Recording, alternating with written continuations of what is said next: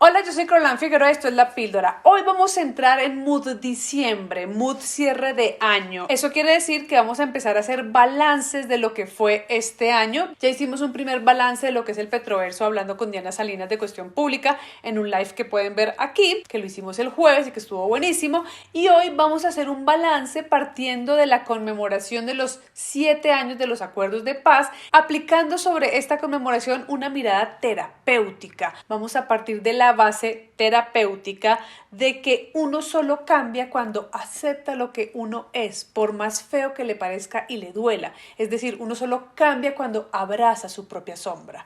Y por eso hoy vamos a hablar de 3 sombras que nos entrega el acuerdo de paz y las razones por qué nos cuesta tanto abrazarlas bien. Sombra número 1, Mancuso. Sombra número 2, Álvaro Uribe Vélez. Sombra número 3, Cliqui Soraya. La dejamos para el final porque es el postre.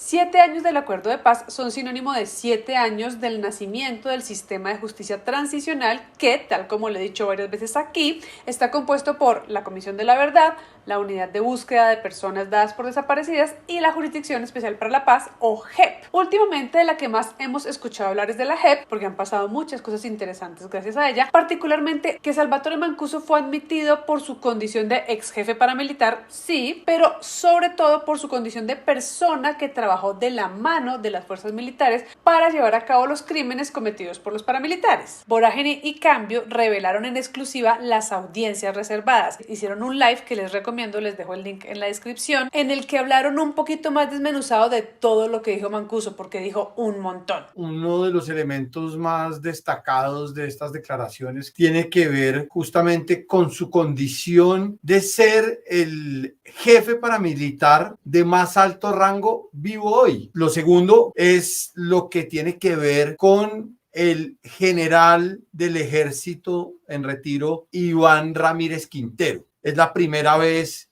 que un alto jefe paramilitar lo señala directamente de ser el enlace entre los paramilitares y los militares. Mancuso menciona muchas veces a Iván Ramírez Quintero, al ex general Iván Ramírez Quintero, quien hoy en día es compareciente ante la JEP por el caso del exterminio de la UP, ¿no? De alguna manera él es visto por la JEP como un elemento bisagra entre los militares y los paramilitares. Yo creo que la contraparte de Salvatore Mancuso viene siendo justo Iván Ramírez Quintero.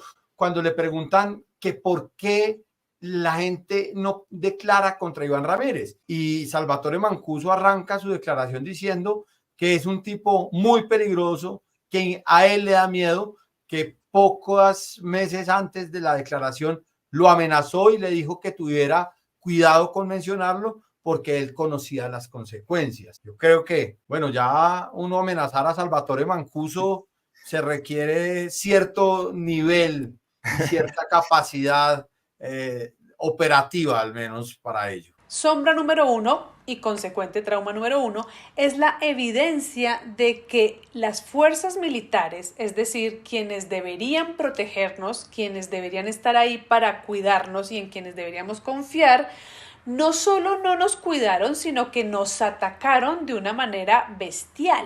Y para colmo, el trauma de tener que negar y negar que eso es así, porque todos intuimos de una u otra manera que eso está pasando, pero nos toca hacernos los que no. Durante 18 años, Salvatore Mancuso pues, ha dado cientos de declaraciones ante la justicia, pero esta vez ante la JEP es la primera vez que él da unas declaraciones en las que menciona al expresidente Álvaro Uribe Vélez, ¿cierto? Según Mancuso, esa planeación de la masacre del Aro se habría hecho desde las oficinas de la Cuarta Brigada de Medellín. En esa época, el comandante de la Cuarta Brigada era el general Manosalva. La tesis que presenta Mancuso es que en esas oficinas, el general Iván Ramírez le dijo a Mancuso que hablara con el general Manosalva, comandante de la Cuarta Brigada, porque había un pedido del secretario de gobierno de Uribe, en ese momento gobernador de Antioquia. Recordemos que Álvaro Uribe fue gobernador de Antioquia de 1995 a 1997, y estamos hablando de que esta masacre se planeó, según Mancuso, al parecer, desde 1996. Recordemos que la masacre del Aro es una incursión paramilitar que se hace en el municipio de Ituango y se ejecutó entre el 22 y el 29 de octubre de 1997. Y la tesis o lo que dice Mancuso es que Pedro Juan Moreno dice que tienen que hacer esa incursión porque en Ituango es donde están escondiendo los secuestrados de la guerrilla, que también da otros detalles, vuelve sobre el famoso helicóptero de la gobernación de Antioquia. Hay muchos procesos judiciales en los que se dice que durante la ejecución de la masacre del Aro había un helicóptero de la gobernación de Antioquia sobrevolando. ¿Qué estaban haciendo ustedes en 1997? Piénsenlo un momento, ¿qué no les permitió ver esa sombra inmunda que estaba creciendo sobre nosotros? Porque uno se pregunta eso y entiende qué papel tiene uno en la formación de esa sombra espesa, que por omisión o distracción hace parte de la sombra de uno. Y si están pensando que la masacre del Aro no fue tan grave, que no fue tan importante, que no fue tan dramática, voy a usar un clip de una píldora del 2018, cuando yo estaba intentando explicar por qué no había que votar por Duque, y dentro de la cual leí parte del informe de memoria histórica sobre qué fue lo que pasó en la masacre del Aro. ¿Qué pasó en el Aro? Sucedió el 22 de octubre de 1997, cuando las autodefensas comenzaban a consolidarse en Antioquia. Cerca de 150 paramilitares, quienes se hacían llamar los mochacabezas, y no es una exageración, mochaban cabezas. Los mochacabezas llegaron al corregimiento El Aro de Ituango y asesinaron a 17 personas. Tomaron el control del territorio durante 17 días, torturando públicamente a las víctimas. A una de ellas la ataron todo el día a un árbol, le sacaron los ojos y el corazón, como lo reportó el Centro Nacional de Memoria Histórica. En medio de la masacre, los paramilitares quemaron 42 de las 60 casas que había en la zona y desplazaron forzosamente a 700 habitantes de la región. La fuerza pública nunca apareció para combatir las autodefensas, tampoco algún representante de la gobernación de Antioquia, en ese entonces liderada por Álvaro Uribe Vélez. 20 años llevamos con este escuadrón haciendo este tipo de cosas. Y entonces aquí es donde entramos a analizar por qué nos cuesta tanto abrazar la sombra y los traumas de modo que podamos dar un paso hacia el cambio. Horas después de haber rendido declaratoria en la fiscalía, el expresidente Álvaro Uribe desmintió haberse reunido con Mancuso y con los exparamilitares. Yo nunca me reuní con paramilitares, que desde que era candidato dije al único de esos jefes paramilitares que conozco. Y era una afirmación muy seria que los comprometía a desmentirme, si hubieran podido desmentirme. Porque yo no conocía a Castaño, ni a Jorge 40. Ahí está Jorge 40 en Ibagué, le pueden preguntar. Al único que conocí fue a Mancuso. Nunca me reuní con él. Sobre el traslado de Mancuso a Colombia dijo: la traída de Mancuso a Colombia no tiene sino un objetivo: darle impunidad. La traída de Mancuso a Colombia es la llegada de la sombra Uribe a encontrarse con Uribe. Darle impunidad a cambio de que maltrate mi honra en esa fabricación de infamias para que a mí me pongan preso. Ese es el único objetivo de la traída de ese bandido a Colombia. Aseguró que la JEP lo quiere desprestigiar. Y entonces aquí es donde uno dice, claro, de razón me cuesta tanto asumir el trauma y asumir la sombra, porque es que si uno va a hablar con el responsable del trauma y el responsable del trauma dice, no, yo soy inocente, no, yo no he hecho nada, es decir, le hace gaslighting a uno, pues obviamente es más difícil procesar el trauma. Estas declaraciones las entregó Álvaro Uribe el 27 de noviembre, luego de rendir indagatoria en la fiscalía que está en manos de su amigo Francisco Barbosa. Es súper importante que recordemos que Barbosa es el fiscal que puso en la fiscalía el títere de Uribe, Iván Duque. Yo en el 2018 estaba intentando decir esto. Y recordemos que Barbosa comparte cabeza con una serpiente que es la serpiente de dos cabezas, Cliqui Dávila y Barbosa, ¿no? Y aquí viene nuestra tercera sombra. ¿Qué trinó Cliqui Soraya sobre las declaraciones de Mancuso mezcladas con estas declaraciones de Álvaro Uribe? Este es un trino del 17 de noviembre. Siguen tratando de poner preso a Álvaro Uribe. Todavía lo tienen respondiendo en el suplicio por el testimonio nada creíble y cuestionable del criminal condenado Juan Guillermo Monsalve, y ahora ya le están montando que es el responsable de la masacre del Aro, usando a un gestor de paz nombrado por Petro. No saben cómo cobrarle el pecado que cometió al perseguir a los criminales de las FARC, el ELN y los paramilitares. Le quieren cobrar que en su gobierno se les llevó a la cárcel, se les desmovilizó, se les dio de baja. Deberían ser más creativos, déjenlo en paz. Repite el mismo mantra de Uribe. Son dos sombras que podrían ser una misma, ¿no? Así como Barbosa y Cliqui son una serpiente de dos cabezas, Cliqui Soraya y Uribe podrían ser una misma sombra. Vicky en este trino habla como si el tema de la masacre del Aro recién apareciera ahora que Mancuso fue admitido por la JEP, como si Mancuso además fuera el único que está mencionando este tema del Aro. Pero para fortuna de nosotros, de nuestra terapia, de nuestro tratamiento, de nuestra búsqueda de la sombra, hay muchísima información que comprueba que la masacre del Aro se le está adjudicando a Álvaro Uribe no desde que Mancuso está en la JEP, como quiere intentar ponerlo Vicky Dávila. Dice así, esto es del 4 de febrero de 2015. El Aro, la masacre por la que ordenan investigar a Álvaro Uribe. La orden de investigar a Uribe, quien en la época de la masacre se desempeñaba como gobernador de Antioquia, fue impartida por la Sala de Justicia y Paz del Tribunal Superior de Medellín durante la audiencia de lectura de sentencia contra el ex jefe paramilitar Ramiro Banoy Murillo, alias Cuco, quien comandó el bloque Mineros, una de las facciones de las AUC que participó en el ataque en ese caserío ubicado en una escarpada zona del norte del departamento.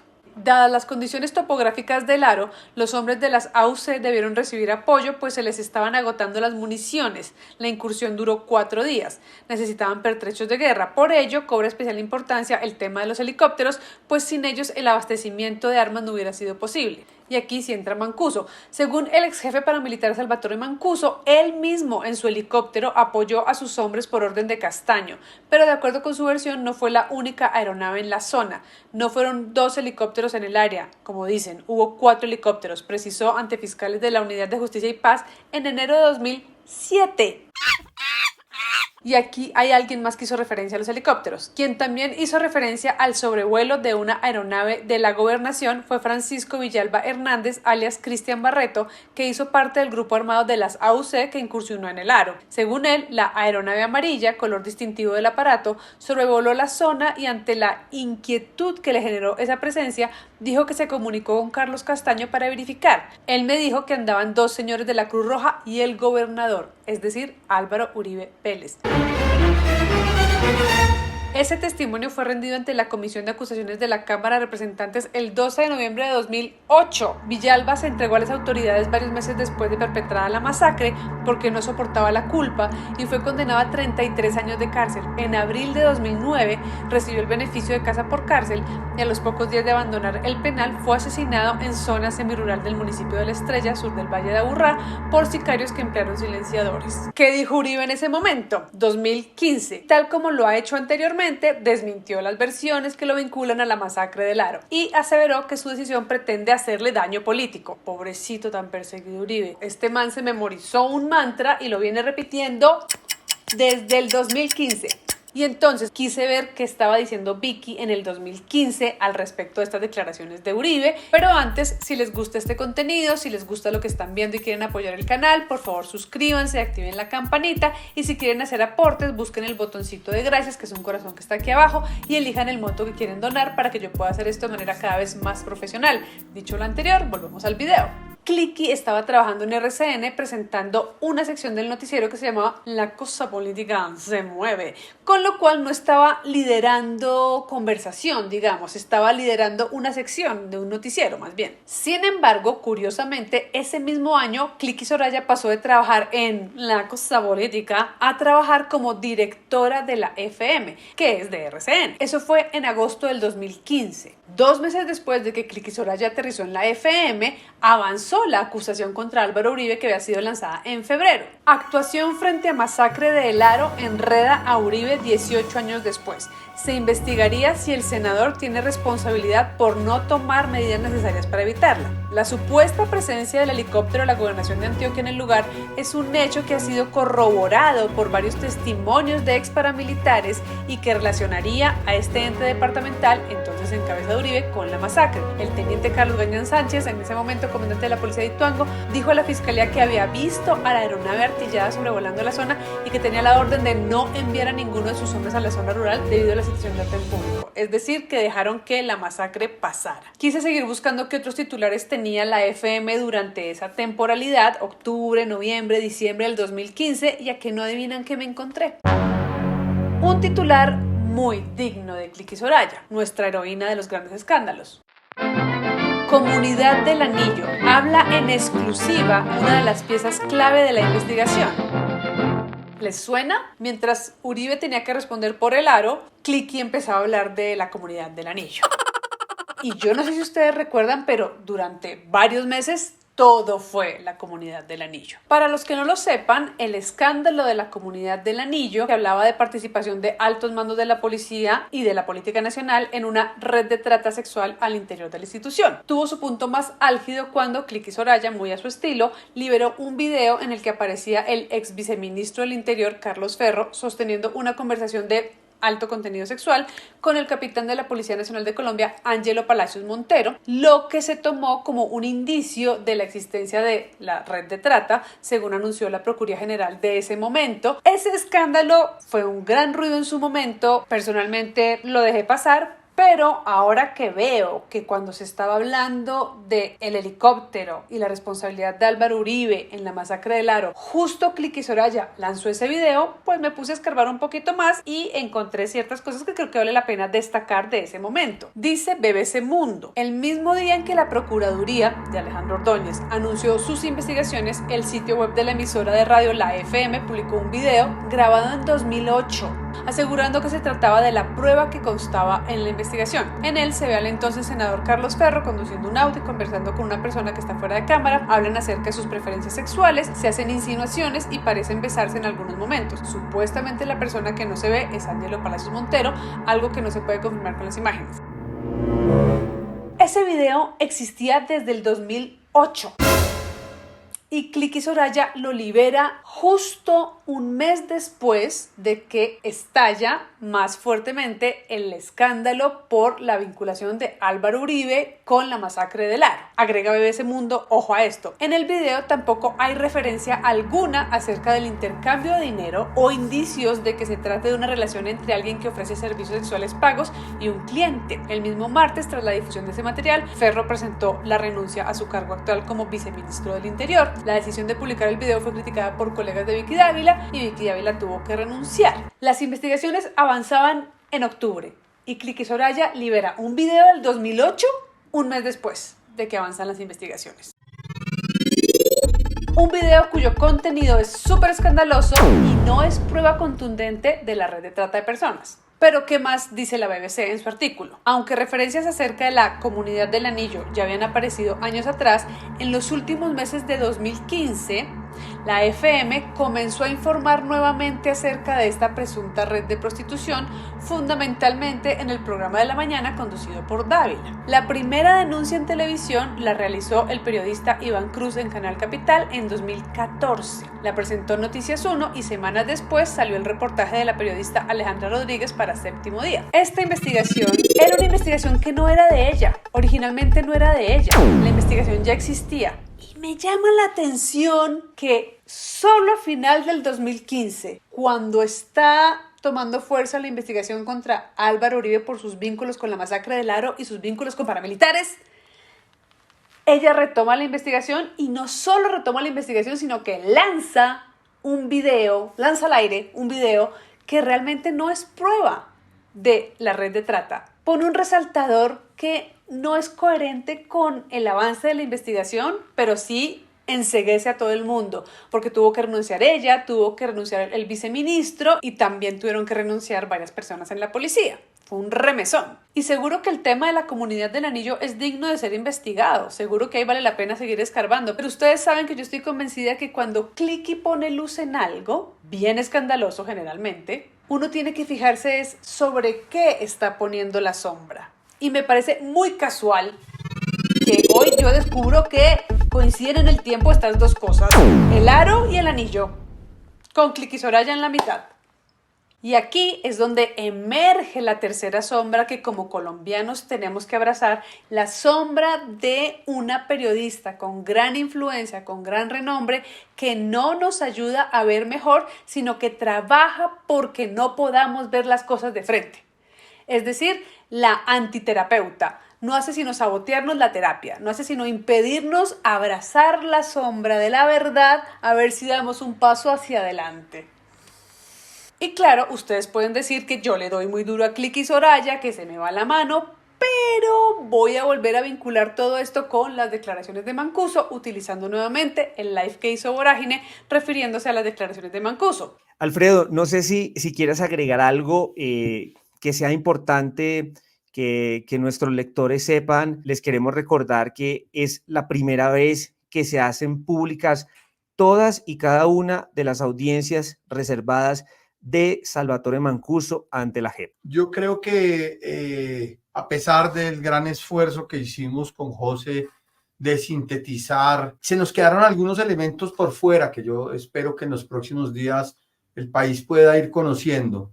Uno, la relación de los paramilitares con la familia Génico, que es quien recibe de alguna manera a los paramilitares. Eso no lo pudimos desarrollar, no nos quedó ni tiempo ni fuerza para hacerlo, pero creo que es un elemento que será importante. Muy interesante, la familia Génico.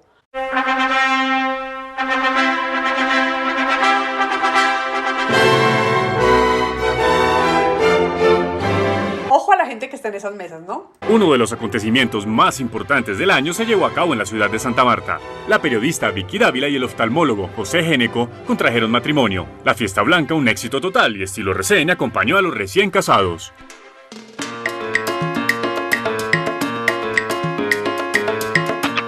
Y es que si hablamos de estilo, el matrimonio de Vicky Dávila lo tuvo todo. Todas las personas llegaron de blanco o de marfil, luciendo sus mejores galas para convertir esta en una de las tardes más especiales de Santa Marta. La novia de Colombia en este momento es Vicky Dávila. La novia de Colombia. Ok. Un estilo muy especial porque eligió esta terraza, este lugar, este color, todo. Porque hay que aprovechar las cosas lindas que tiene Santa Marta. Se ve todo Santa Marta, se ve hermosísimo, estamos felices. Se ve todo Santa Marta. Todo esto es Santa Marta. Cliqui Soraya es Victoria Eugenia Dávila de Génico. Génico para Dummies, versión Wikipedia. Rápidamente, dice así. Los Génicos son un clan de La Guajira y dice: algunos miembros del clan surgieron económicamente en La Guajira con el contrabando y crimen organizado en la frontera colombo-venezolana en la ruta La Paz-Maicao-Maracaibo y el comercio ilegal marítimo que llega a la península de La Guajira. Luego pasaron al paramilitarismo, narcotráfico y lavado de activos que invirtieron principalmente en ganadería, comercio y propiedades en bienes raíces. Otros surgieron económicamente y profesionalmente, pero continuaron colaborando con sus familiares y parientes en otras capacidades. Uno podría decir que el marido de Cliqui Soraya es uno de estos que surgió económicamente y profesionalmente. Sin embargo, pues llama mucho la atención que quizás él está más alejado de los negocios de la familia que la misma Vicky, porque todo lo que Cliqui ha trabajado durante su vida ha sido como en el cubrimiento. Y digamos que uno podría utilizar la palabra cubrimiento como cubrir de la información de lo relacionado con Álvaro Uribe Vélez, primero en RCN y después en la FM. Luego del escándalo de la Comunidad del Anillo, la echaron de la FM bastante mal, no duró ni media hora ya, pero como ella no llora sino que factura, pues ahí fue donde empezó todo el fenómeno digital de Cliqui Dávila, porque empezó con YouTube, luego pasó a la W y bueno, a facturar se dijo. Resiliente sí es. Pero desde entonces, desde que se casó con Génico, tiene cierto rabo de paja que uno podría decir más bien que es un rabo de sombra. Esta es la única parte de la sombra que Cliqui Soraya no abraza y que nosotros cada vez estamos abrazando más, pero toca repetirla mucho porque como que se nos olvida. Conclusión, a mí me parece que todo lo anterior nos sirve para ver que aunque estemos sintiendo que el proceso del cambio está siendo muy cuesta arriba, que está siendo todo muy confuso y que está siendo todo muy agitado, realmente sí estamos avanzando porque a nuestra propia sombra le está quedando cada vez más difícil esquivarnos. Estamos teniendo cada vez más claro cuál es el entramado que ha protegido a Álvaro Uribe Vélez de responder eficientemente por todas las víctimas que causó, porque la masacre del Aro es solo una de muchas que las fuerzas militares llevaron a cabo en unión con los paramilitares. Cada vez tenemos más claro en qué país hemos estado viviendo durante las últimas 3 décadas. Es decir, hay una generación entera que está entendiendo qué fue lo que le pasó y a partir de ahí puede decidir qué cambiar y cómo hacerlo. Yo creo que el 2024 va a ser un gran año para que abracemos nuestras sombras, para que sigamos pendientes de qué revela Salvatore Mancuso y cómo se le cierra cada vez más el cerco, nada diplomático, a Álvaro Uribe Vélez. Misma situación le espera a Cliqui Soraya, que cada vez queda más en evidencia como una mandadera, no como una periodista. Y esa sería la píldora de hoy. Gracias por ver el video hasta este punto, gracias por estar atentos al canal, estén atentos a mis redes. En Instagram me encuentran como @esta-es-la-píldora, en X me encuentran como @carolanfiru. Por ahí les aviso cuando hago el próximo live, que será seguramente este jueves o algo así. Nos vemos en el live.